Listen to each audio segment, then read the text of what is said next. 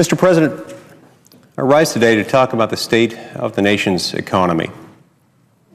Upon taking office, President Obama encountered one of the worst recessions in this country's history. He faced tremendous challenges under any standard. To be sure, it would have been difficult for any president to make the kinds of reforms that would have had an immediate effect on an economy this bad. But at the end of the day, we see that although he was handed something that we can barely characterize as an economic emergency, he, through his actions and through his policies, turned that emergency into a national tragedy.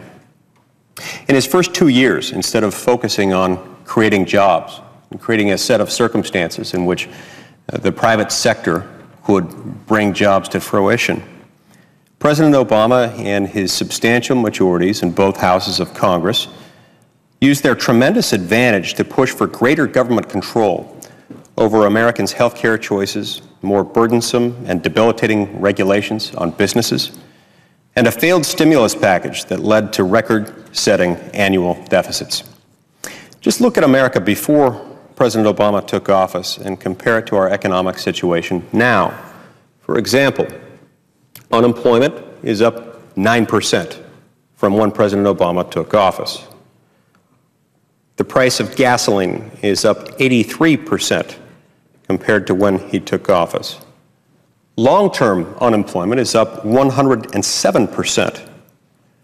The median value of a single-family home in America is down 14%, and the U.S. national debt is up 43%.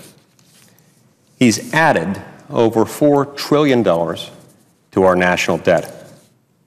Then last year, President Obama created a standoff with Republicans by refusing to accept a reasonable compromise on spending reforms as a condition for raising the nation's debt ceiling.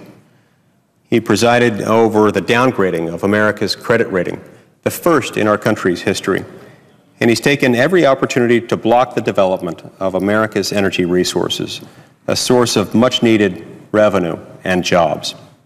Perhaps most troubling, this president has intentionally divided the country by waging vicious class warfare campaigns, separating average, hardworking Americans by income and then pitting them against one another. The president's record on this score has been repugnant and damaging. Instead of working with Congress to address our genuine economic challenges, the president has responded by starting his re-election campaign early. In a series of taxpayer-funded campaign stops, the president sharpened his divisive message and astoundingly blamed Republicans for legislative gridlock. Never mind that the president's most recent budget proposal failed to attract even a single vote in the United States Senate. And it was, in fact, Senate Democrats who refused to bring the president's own jobs plan to the floor for a vote.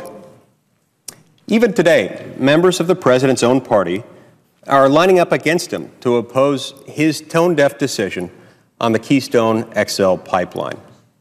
This project would create 20,000 American jobs.